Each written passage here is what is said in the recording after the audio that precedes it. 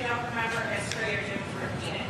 Yet people who wanted us to follow fear instead of science are trying to memory hold everything that happened with COVID. A lot of us don't understand what pressure was coming from Washington and the states. But I'd love it if you could let us know what happened in those early days and weeks, months of COVID. Sure, a great question.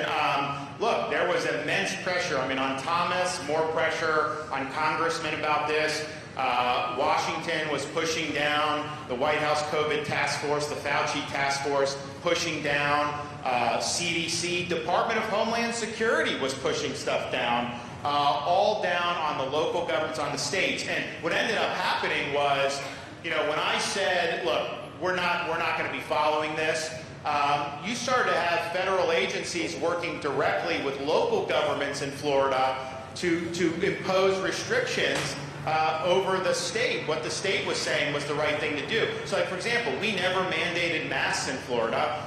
They did it in some of the local communities. So then I came in and I banned them from being able to enforce mask mandates. And I pardoned everybody who our local governments imposed any penalty on for any violation of COVID protocols. But yes, this was driven by Washington.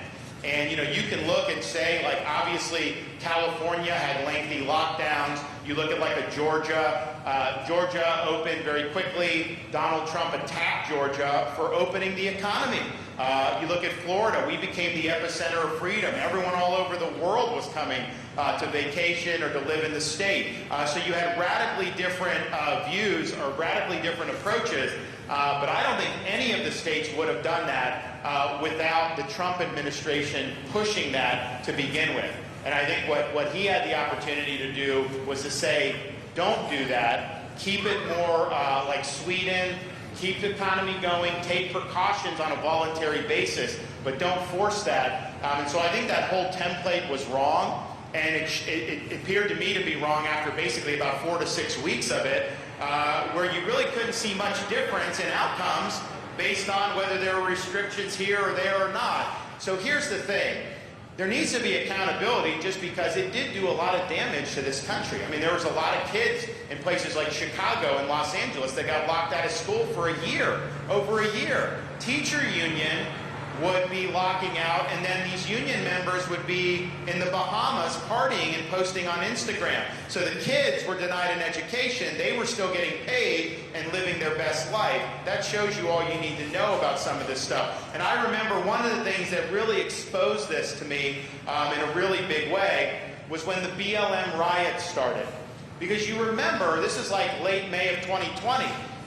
They were yelling at people in Florida for being on the beach. Oh, you're doing Memorial Day, you're doing all this. They were mad at me because people were playing golf and tennis and everything like that. So those public health bureaucrats and these imbecilic physicians that would scream on TV, on CNN, they wanted you to be in your house, basically, just indefinitely with social distancing.